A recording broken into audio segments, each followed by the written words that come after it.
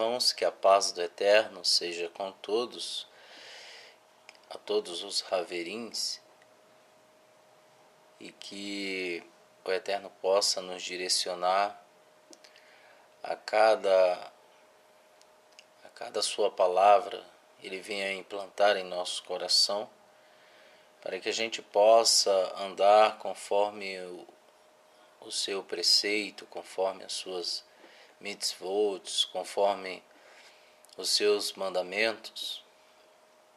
E hoje nós iremos falar a respeito de algo muito interessante. Apesar do que nós temos falado, são coisas interessantes, né?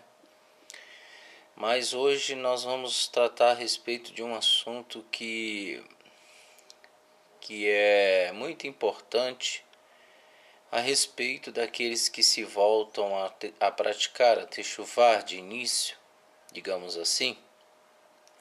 Aqueles que vêm cristianizados, né, que chegam até a congregação que se reúne em nome do Eterno, né, muitos chegam orgulhosos, prepotentes, arrogantes. Então, existe várias pessoas que vão vir, né, aqui na congregação ou outros lugares, que buscam a essência do Eterno. E essas pessoas que vão vir, né, que vão se achegar a praticar a techuvá, elas vão vir com vários tipos de bagagem. Digamos assim, em suas mãos não virá nenhuma mala, nada disso. Mas as bagagens que eu me refiro são os dogmas cristianizados que ela aprendeu e aplicou em sua vida, achando ser a primeira coisa que é mais importante. Infelizmente, são poucos que vêm para ouvir, né? Porque já dizia o sábio Salomão, que é Salomão, ele já dizia: é melhor ouvir do que falar.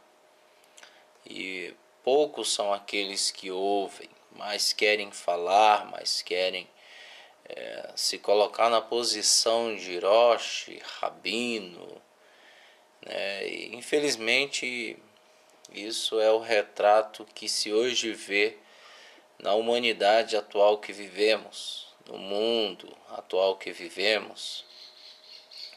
Há de se dizer que os antigos que se passaram, pessoas antigas, elas tinham também os mesmos sofismas, né? As mesmas posições. Isso também a gente se trata. Nas escrituras sagradas são muitos os que se voltaram, né, ao que é hoje, digamos assim.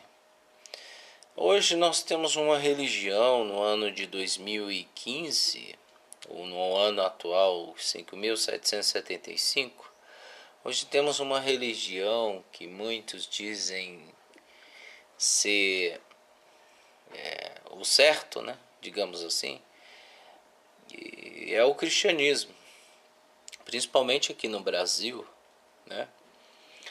E no Brasil existe muitas pessoas que se acham melhores do que as outras, por às vezes ter um nível de informação um pouco mais elevada, né? Por ser doutor, por estudar numa faculdade, por se formar em algo, então as pessoas acham que elas são superiores às outras. Infelizmente, esse é o retrato que nós temos visto. E tudo isso está englobado a um determinado sentimento chamado orgulho. E esse orgulho, ele tem entrado em várias pessoas e ele não escolhe quem são as pessoas. É um sentimento, e esse sentimento ele é destrutivo, né? Ele causa desequilíbrio, desestrutura, ele causa medo, ele causa o resultado daquilo que é inesperado, que é a morte espiritual, digamos assim. E muitos têm feito isso, têm chegado até nós com orgulho, né? Com a prepotência, com a arrogância. E quando eles vão identificar que o que eles estão ouvindo a nosso respeito, ou o que nós falamos, essas pessoas se inibem e elas começam a querer achar assuntos que não tem argumentos, que não tem história, que não tem fatos existenciais. Então essas pessoas elas se excluem, elas saem, elas vão para outro lugar. O que eu quero dizer isso que é muito perigoso. A semana atrás eu estava falando com um sábio nosso aqui da congregação, falando para ele que muitos são aqueles que estão voltando ao judaísmo nazareno e associando o cristianismo junto. E eu falei para ele que o cristianismo ele não tem junção, ou o judaísmo nazareno ele não é, eles não estão juntos. Pelo contrário, é algo totalmente novo, é algo totalmente que se deve aprender.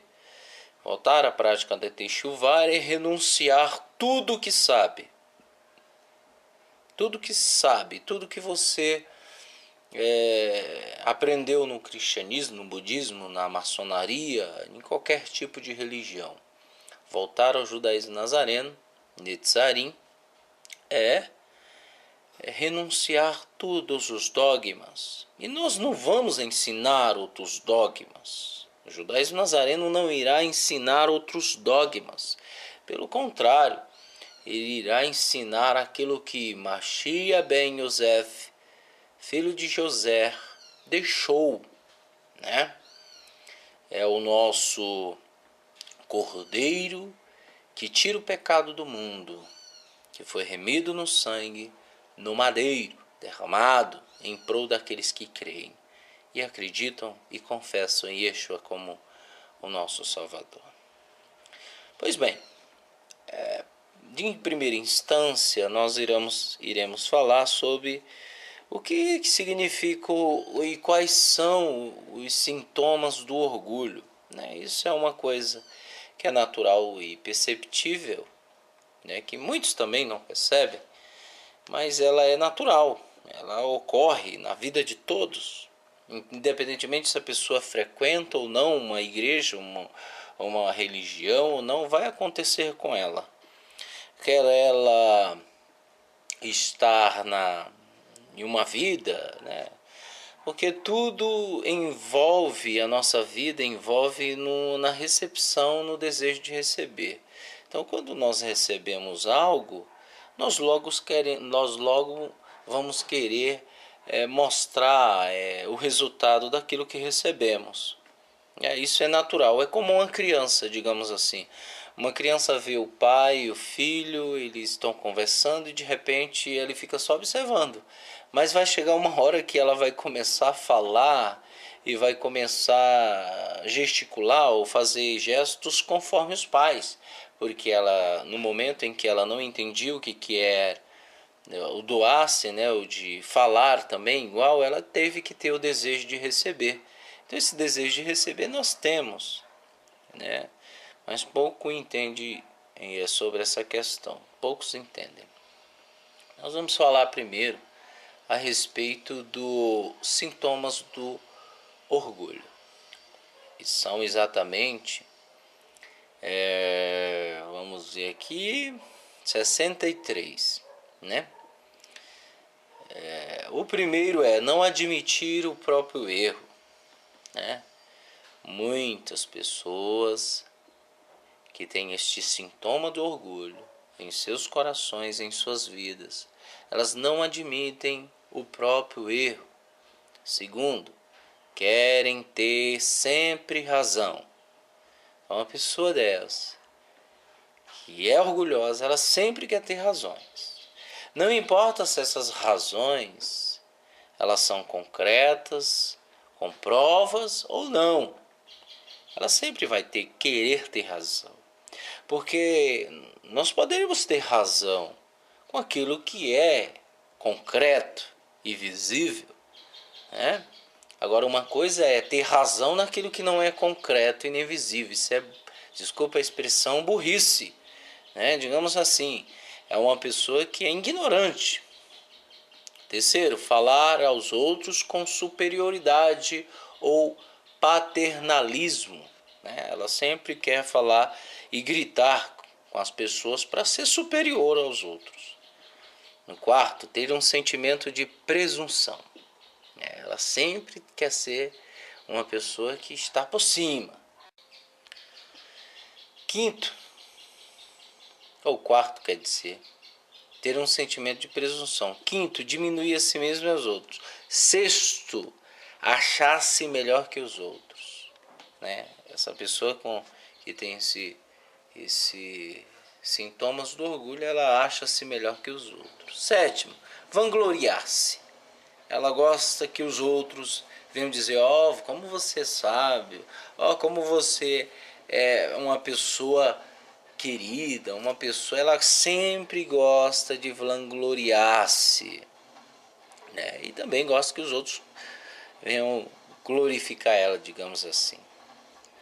Colher as honras sem merecê-las. Oitavo, ou aproveitar-se do trabalho e esforço dos outros. É um dos sintomas também que a pessoa orgulhosa, é colher as honras sem merecer. Ela não merece nada, mas ela quer colher, né? 9. Autoenaltecimento ou autovalorização. Infelizmente. 10. Manipulação dos outros com objetos pessoais. Eita bexiga. 11. Querer controlar as situações e não partilhar responsabilidades. Responsabilidade não é com ela. Você já viu? A pessoa orgulhosa, ela é sempre assim. Ela quer controlar as situações, mas não quer partilhar responsabilidades. 12. Querer ser sempre o centro das atenções. Essa é a pessoa orgulhosa. 13. Ter atitudes de desdém e menosprezo. Pois é. Infeliz. 14. Olhar para os outros com superioridade. 15. Ser vaidoso. Olhar-se muito no espelho. É o que mais tem hoje, né? 16. Exibir os próprios talentos, roupas, dinheiro ou físico.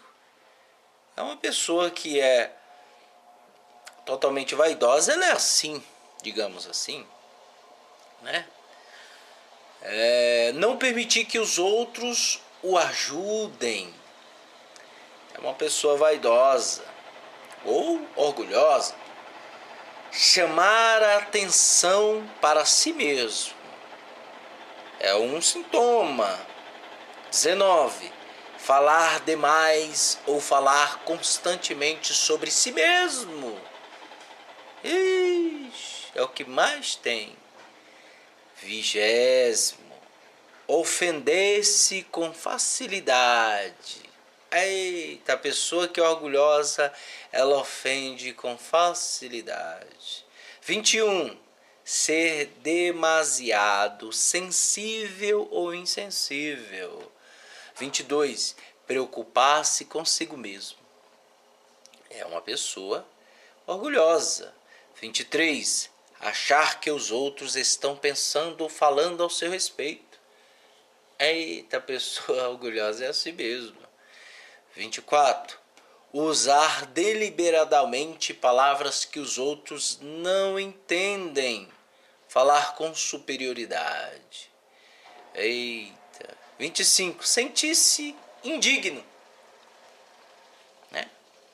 Coitadinho, digamos assim. 26. Não perdoar a si mesmo ou aos outros. 27. Recusa-se a mudar ou a considerar que precisa mudar. 28. Olhar as pessoas segundo uma hierarquia. Esta pessoa é melhor ou mais importante do que aquela. Depois tratá-las de acordo com a posição que ocupa na hierarquia. Eita, isso aí eu tenho visto muito. 29. Considerar os outros ou considerar mais importante do que os outros devido ao tipo de trabalho que realiza. 3. Ser viciado no trabalho e querer elogios por todo o que faz ou acumula tarefas para que as pessoas o valorizem por fazer tanto. Não confiar nos outros, nem no eterno, nos mensageiros e nos mestres. Ela não confia em ninguém. Preocupa-se excessivamente com as aparências e com as opiniões dos outros. Somente isso. Pensar que está acima da lei, ou que é um filho ou uma filha especial do Eterno. Autoidolatria ou idolatria por outros. Sobrecarregar-se de trabalho além da capacidade física. Mudar a forma de agir de acordo com a pessoa com quem estiver falando. Ingratidão. 38. Ignorar as pessoas comuns. 39. Falta de consideração pelos outros. 40. Não admitir que tem orgulho ou um problema, cegueira espiritual. 41. Usar um tom de voz que indica irritação. 42. Falar alto ou gritar com raiva ou irritação. É uma característica de uma pessoa orgulhosa. 43. Achar que os outros poderiam fazer melhor e usar um tom de voz que os diminui. 44.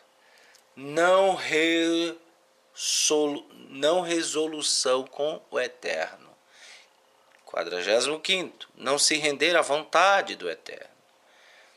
46. Falta de autoestima. Uma pessoa que só tem problema. 47. Perder a razão ou atuar como louco.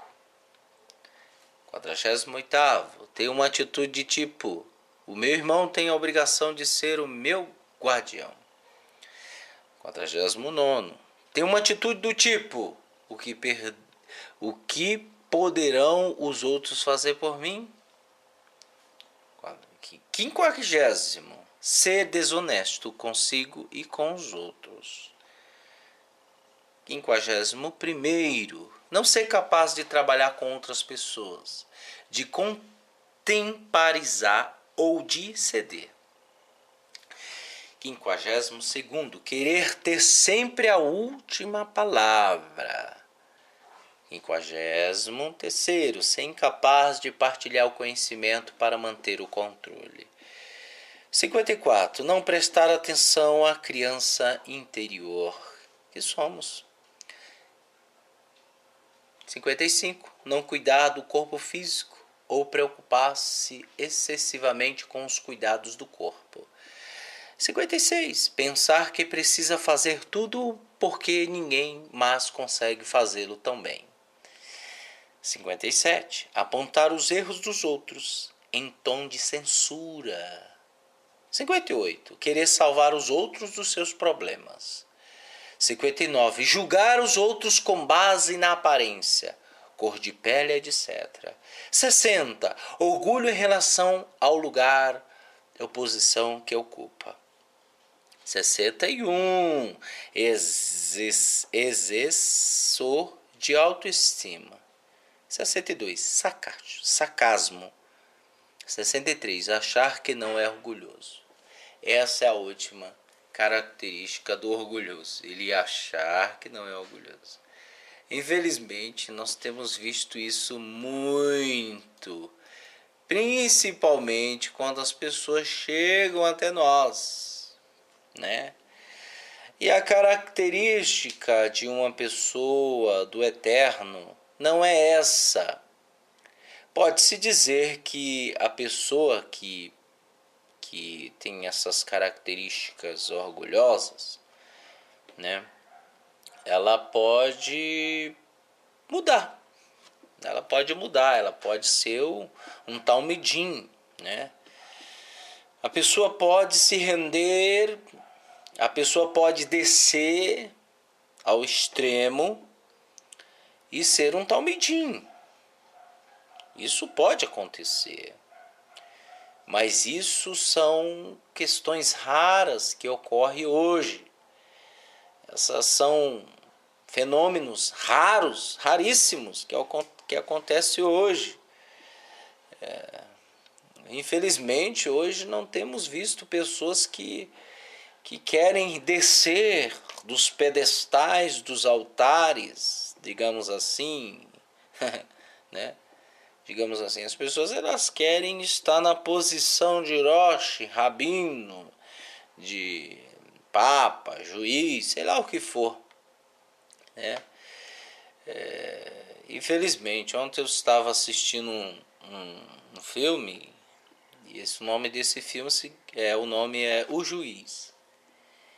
E esse filme fala a respeito de um juiz que era radical e executava suas leis de seu país com radicalidade, com justiça. Porém, ele se viu numa situação onde não podia mais exercer o papel de juiz, porque ele foi uma pessoa injusta. Isso nos mostra que um juiz ele pode errar, ele pode descer, ele pode ter momentos de uns momentos difíceis, né? Digamos assim, porque nós temos problemas, assim como os médicos. Alguns médicos têm problemas de saúde, não é porque eles cuidam de pessoas ou até cura pessoas que eles não vão ter problemas de saúde, eles têm. Assim também nós temos os juízes que executam as leis do Estado, do Brasil ou do outro país, qualquer que seja. Eles têm problemas, eles vivem uma vida, né? Eles estudaram para aquilo. Porém, existe hoje muitos profissionais da área que estudam sobre o que eles exercem, porém, quando eles vão partir para a vida social que eles vivem, né, com suas famílias ou parentes ou amigos, eles não demonstram aquilo que estudaram, né? Digamos assim. E aí vem o problema, e aí vem acarreta os problemas. E hoje nós temos visto isso muito aqui, chegando hoje na congregação. Muitos querem ser superiores, maiores, né? Mas infelizmente as pessoas só quebram a cara, né? Porque aqui não existe isso, aqui não existe superioridade, não existe inferioridade, todos estão no mesmo nível, né? Todos estão nas mesmas condições. Existe uma prioridade, que é buscar o eterno. Isso não quer dizer que vamos ser mais do que os outros, de maneira nenhuma. Isso não quer dizer que vamos ser melhor do que ninguém, porque nós temos um conhecimento, vamos ser melhor do que você, que às vezes não tem, de maneira nenhuma, né? Existe até uma história de uma pessoa que, inclusive, pertence ao cristianismo, de uma pessoa que vivia no sertão do Nordeste. E aí tinha um teólogo daquele mundo que eles viviam, daquele estado que eles viviam no Nordeste. Esse teólogo se achava o melhor do que todos. Então eu fiz teologia, nem sei mais como é que chama, bacharel em teologia, digamos assim, é isso mesmo. Barachel, eu não sei falar mais. bacharel em teologia, é isso mesmo. Então ele se dizia ser o tal, que ele conhecia o grego e tal. Esse pessoal de teologia que gosta muito do grego, né? Pois bem, aí ele sempre disputava, ele sempre entrava em discussões com outras pessoas que queriam ser mais do que ele, aquela coisa. E aí uma pessoa chegou humilde e disse assim: olha, teólogo, chamou ele já de teólogo, né? Em uma igreja, nossa igreja Assembleia de Deus. Alguém chegou para ele e falou: olha, teólogo, tem uma pessoa aí que eu acho que o senhor não vai conseguir debater com ele, não. E aí ele falou: quem é esse que até agora não enfrentei? Né? Isso aconteceu, isso é um fato histórico, existencial que aconteceu. Né? E aí ele perguntou: quem é esse? Ele falou: ele mora num lugar aí, meio, acho que o senhor nunca foi lá. Ele falou: então vou lá, me deu o endereço. Aí deu o endereço, nem no mapa tinha esse endereço. Mas por meio de informação ele conseguiu localizar o lugar onde esse senhor morava, né? Esse senhor estava ali. E aí ele foi atrás desse senhor, porque alguém disse que esse senhor tinha todas as respostas que o teólogo, né, e poderia contradizer ele em algumas questões. E aí esse teólogo foi atrás, né, porque queria saber mais, e aquilo e outra coisa, isso e aquilo outro. Sabe como é que é, né, essas coisas de teólogo? Você que vem do cristianismo sabe muito bem disso. E aí, a primeira coisa, quando ele chegou neste lugar, por informações, né, de pessoas, ele falou: onde mora fulano? Ele falou: mora ali e tal. E quando ele foi chegando no seu carrão, ele viu aquela estrada de terra. Ele falou: não é possível que este homem, que é mais sábio do que eu, mora num lugar que não é asfaltado, não tem calçamento. Não é possível. Ele se perguntava, ele fazia essas perguntas para si próprio. Ele: não é possível. Sabe como é que é, né? E aí, ele andando naquela estrada, parou o carro, chegou um momento em que o carro não podia mais passar, porque estrada de terra, eu que sou nordestino, chega um momento onde você não consegue mais passar com o carro, porque a estrada é cheia de buracos, cheia de obstáculos, né? E aí essa pessoa parou o carro e foi andando. Foi andando e já quase desistindo, porque não sabia onde era a casa desse senhor. Ele viu uma casinha de longe, avistou de longe e disse assim: então é ali, deve ser ali, né? Então vamos lá. Aí quando ele chegou lá, naquela casa humilde, simples, casa de palha, onde não tinha móveis, não tinha computador, tinha só uma mesa na sala, um radinho de pilha. Ele falou: seu Raimundo, né? Tu moras aqui, o seu Raimundo moras aqui, ele batendo palma, né? Porque o Nordeste tem esse costume de chamar as pessoas batendo palma, até hoje, né? E aí bateu palma, chamou aquele senhor, e aquele senhor apareceu para ele e disse: quem vem lá, né? Aquela voz de nordestino. Ele falou: não, eu sou um teólogo que veio da cidade, queria lhe fazer umas perguntas.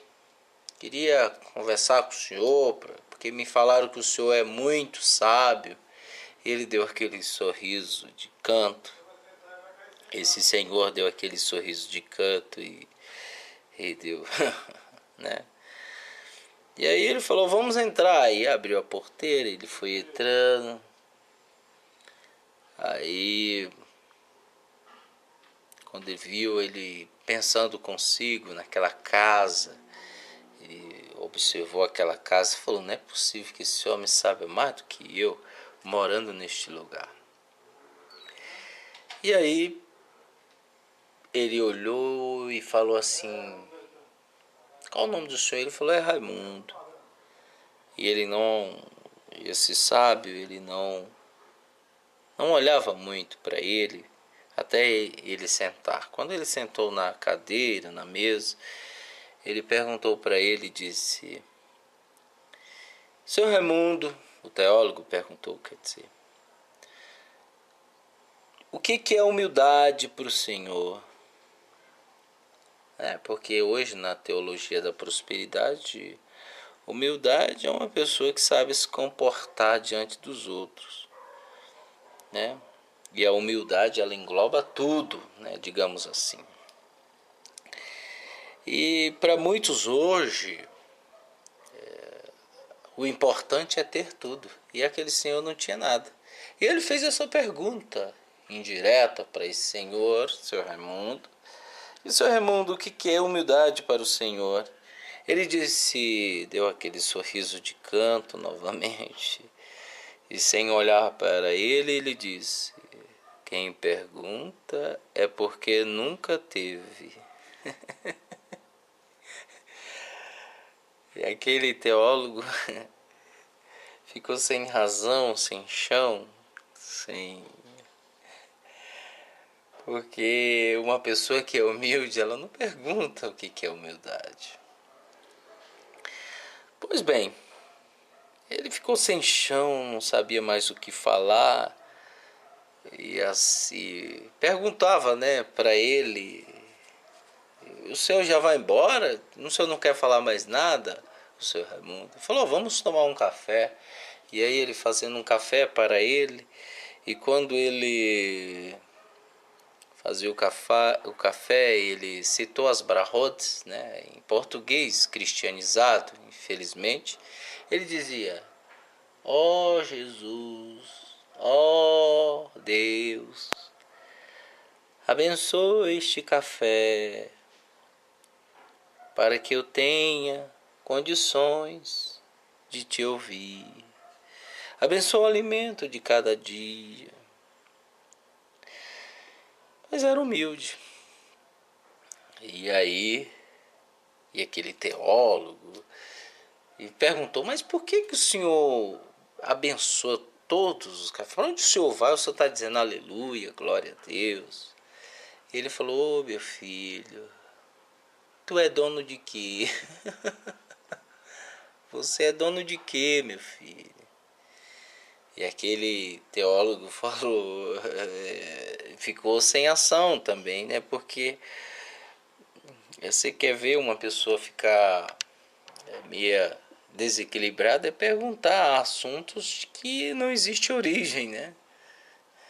Ela pode até citar: eu sou dono desse carro, eu sou dono do carro que eu deixei na estrada, como ele deixou, eu sou dono disso. Mas que coisa é essa? Você não é dono de nada.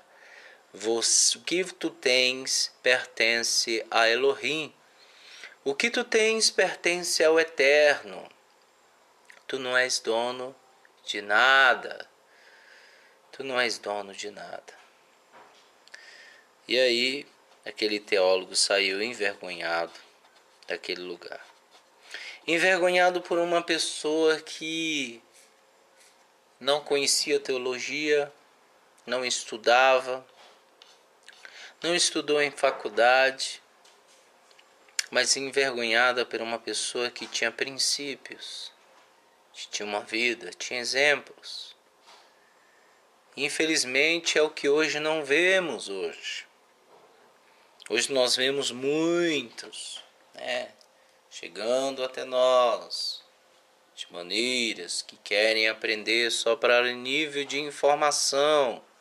As pessoas querem aprender para nível de informação, elas não querem aprender para nível de transformação, de experiência ou de responsabilidade ou de compromisso. Elas não querem aprender.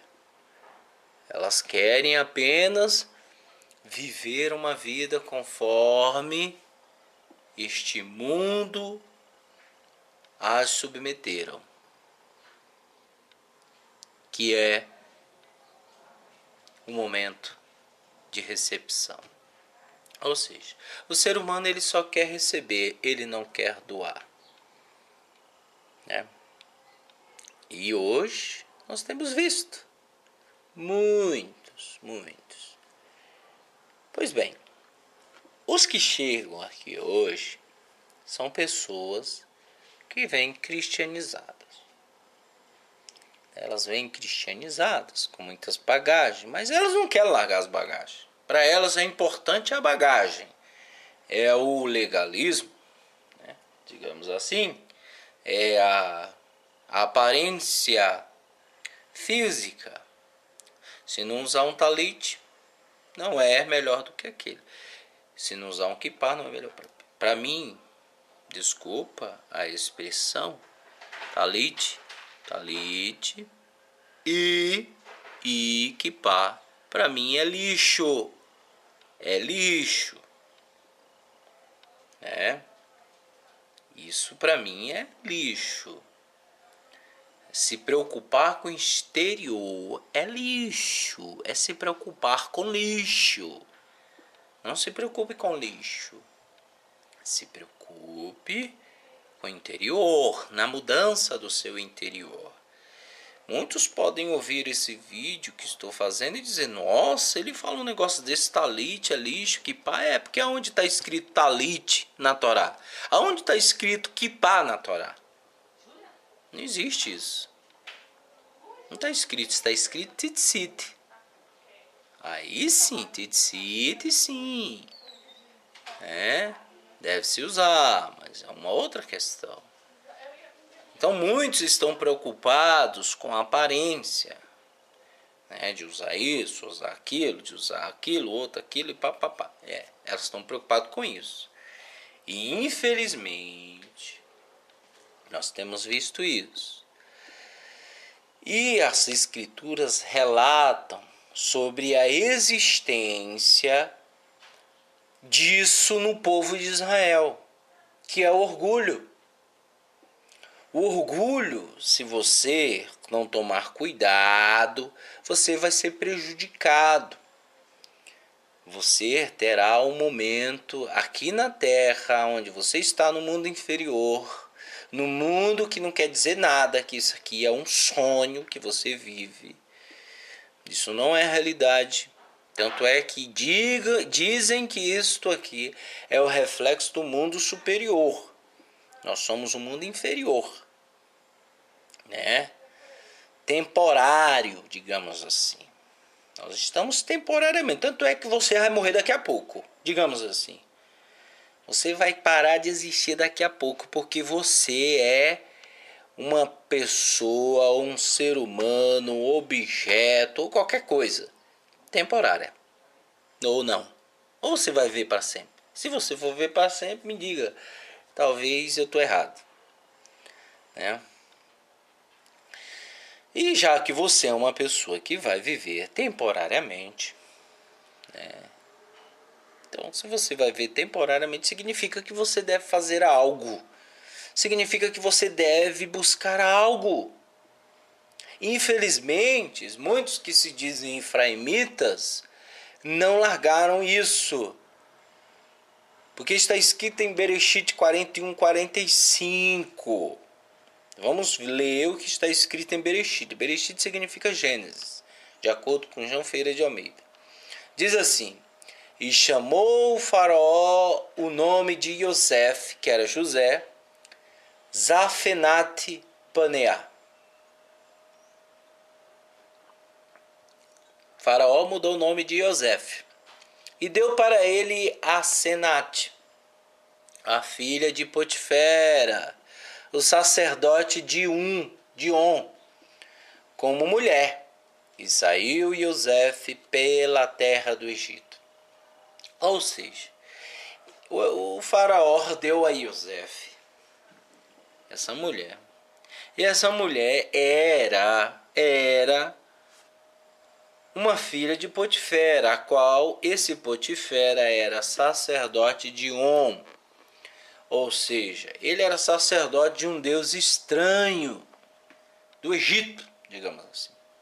Infelizmente, o Eterno permitiu essa junção. Ok, certo? O Eterno permitiu. Digamos assim, infelizmente. Digamos assim. Em Bereshit, capítulo 46, versículo 20, está escrito assim: e nasceram-lhe dessa união de idolatria com o filho de Elohim, que era filho de Jacó, a qual Machia é o seu protótipo e o seu sucessor, digamos assim, de acordo com a genealogia. E nasceram a Yosef na terra do Egito Manassés, que foi o primogênito, e Efraim, que lhe deu Azanete, filha de Potifera, sacerdote de Anum. Então, isso mostra que Azenate, filha de Potifera, né? Ela deu à luz a Efraim e a Manassés. Né? E lá na frente, Jacó abençoa Efraim como primogênito. Ok? Ele abençoa os filhos de Yosef como primogênito. Efraim, não Manassés, que nasceu primeiro. Porque Efraim é o filho do Eterno. Ou seja, da mistura de Yosef, filho de Jacó, com Azenete, filha de Potifera, sacerdote de um que era idólatre, nascerá Efraim. Isso mostra que em todo o cristianismo existe efraimitas, uma mistura das coisas do Eterno com a idolatria. O próprio Eterno permitiu isso para que nós pudéssemos entender futuramente a quem nós somos. Em Esmialro, Jeremias 41, 20, ou seja, 31, 20, desculpa. Diz assim: não é Efraim para mim um filho precioso, criança das minhas delícias?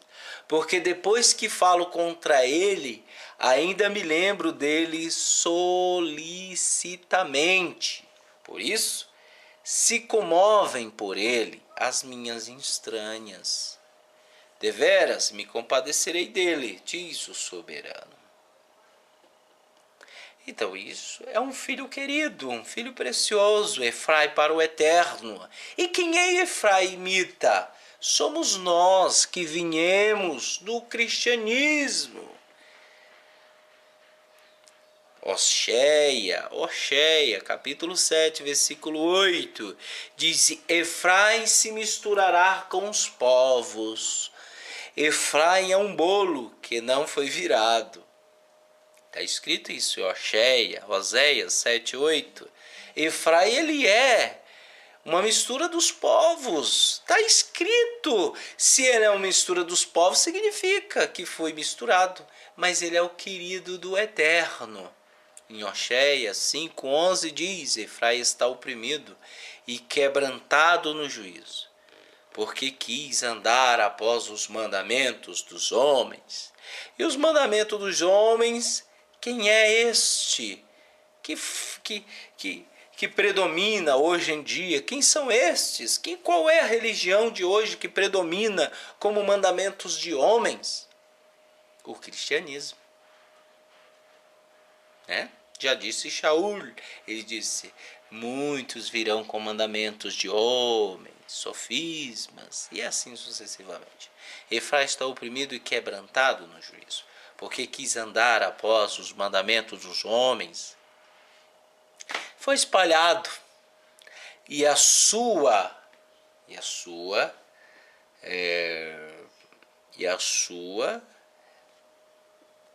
e o seu resultado é servir a mandamentos de homens. Jó 41:15 diz assim: as suas fortes escamas são o seu orgulho, cada uma fechada com um selo apertado. Isso é um mistério, né? Veja que, infelizmente, hoje nós temos escamas. Quais são essas escamas? O que elas significam? Essas escamas significam o pecado. Enquanto vivemos no pecado, infelizmente, iremos ser o alimento mais precioso de Hassatan. Em Bereshit, capítulo 13, versículo 16 diz: E farei a tua descendência como o pó da terra. Olha só. De maneira que se alguém puder contar o pó da terra, também a tua descendência será contada. Ok? Isso em Bereshit, capítulo 13, versículo 16. Ele disse isso a quem? A Abraão. Só que, lá em Bereshit, capítulo 3, versículo 19, ele diz para o homem: do suor do teu rosto comerás o teu pão, até que tornes a terra, ao pó, porque dela foste formados, porque és pó, e se te tornarás. Ok?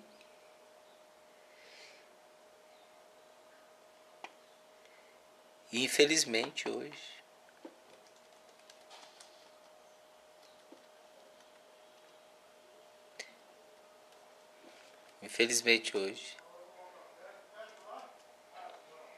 quem é que come pó da terra?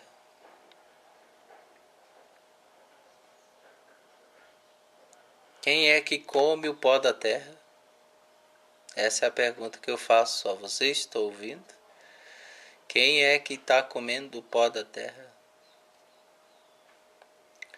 Então disse o soberano à serpente: porquanto fizeste isso, maldita serás mais que todas as feras, e mais que todos os animais do campo. Sobre o teu ventre andarás, e o pó comerás todos os dias da tua vida. Opa! E do pó comerás todos os dias da tua vida. Isso significa que Hassatan se alimenta do nosso pecado. Ou seja, se nós estamos pecando, ele está se alimentando, estamos dando razão para ele agir em nossas vidas. Ok? Ou não? Ou estou errado? Tudo bem. Que você tenha um outro argumento, que eu acho que não terá. Certo. Vejamos então.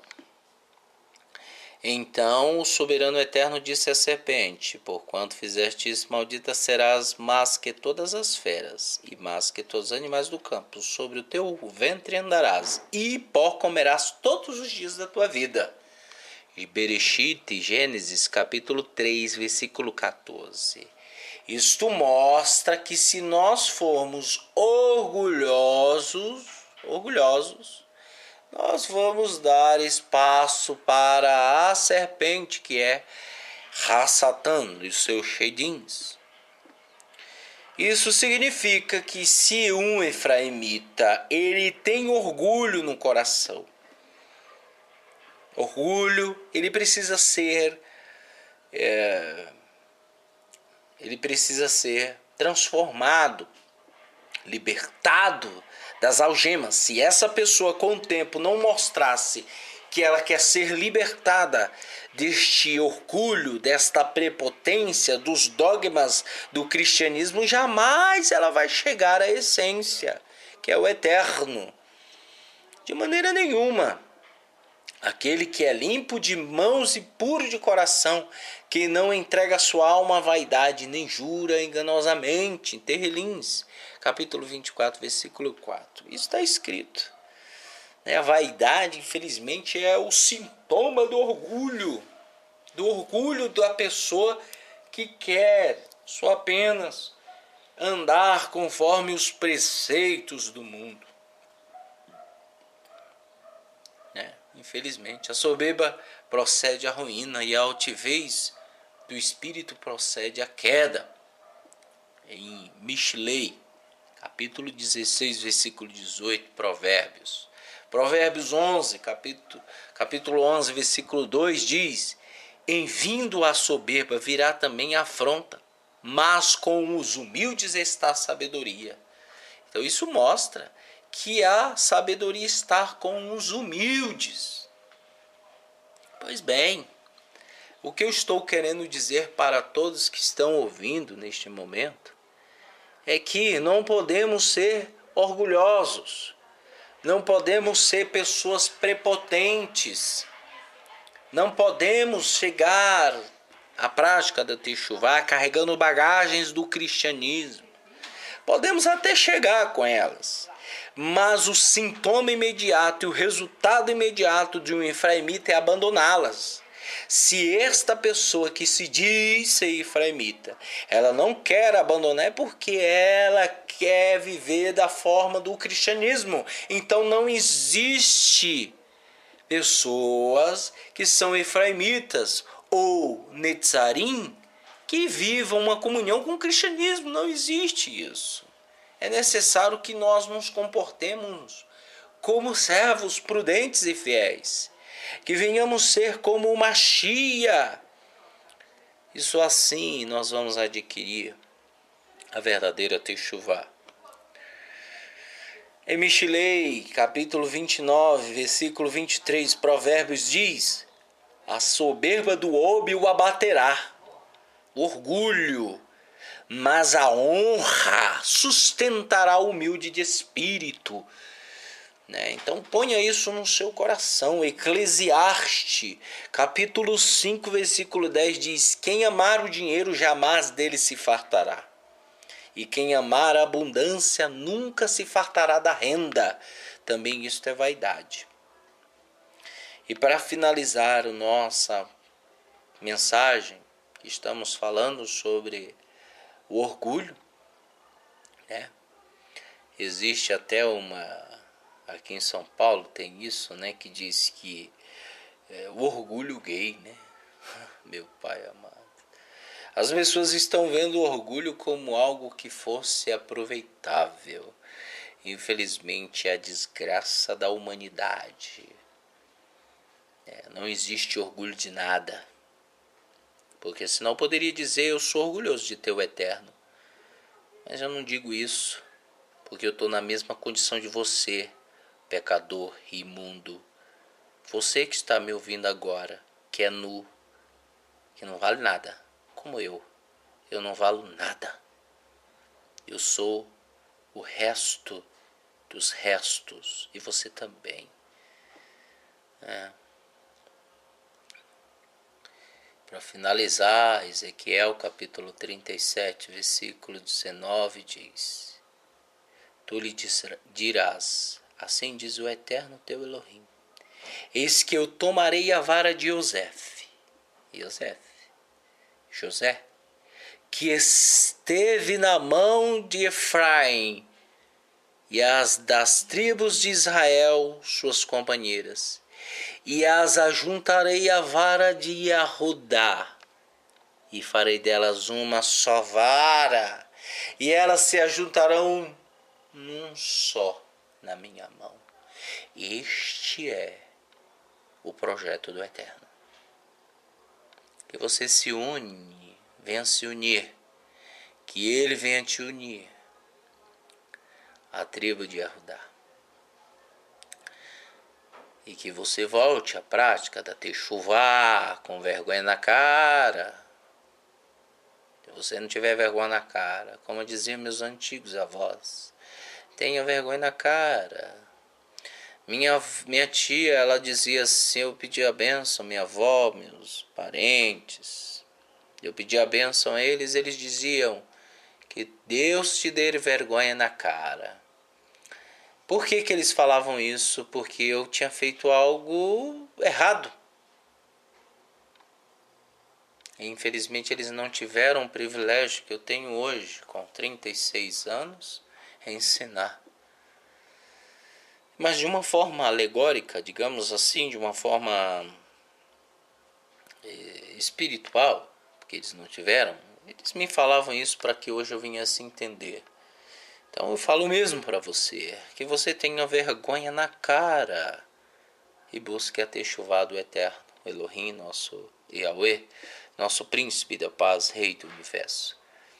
E que só assim você possa ter e assistir o direito da árvore da vida e participar dela. E que Yeshua HaMashiach seja o único na sua vida, hoje, amanhã e para todo sempre. Você que é ortodoxo, ou o judaísmo nazareno, ou o judaísmo tradicional, não sei. Aqueles que levam na radicalidade, talvez, é necessário se voltar para Yeshua HaMashiach, como aquele que foi o mediador entre os homens e o Eterno. Ele é o único que pode dar-nos o direito do perdão. É o único que pode nos salvar através do seu testemunho, da sua vida. É necessário. Vocês não têm direito do perdão porque vocês não creem no Mashiach. Vocês têm ainda o interesse de ter ainda a observância, de praticar o sacrifício de animais para terem perdão. Mas não é necessário, ele morreu por ti. Ele se fez carne, habitou entre nós. Ele é o nosso Elohim. Ele é o nosso amado de nossas almas. Só o único que pode ter direito de perdoar pecados é o Eterno. E ele se fez carne e habitou conosco. Que o Eterno possa te abençoar e te guardar hoje e amanhã para todo sempre. Amém.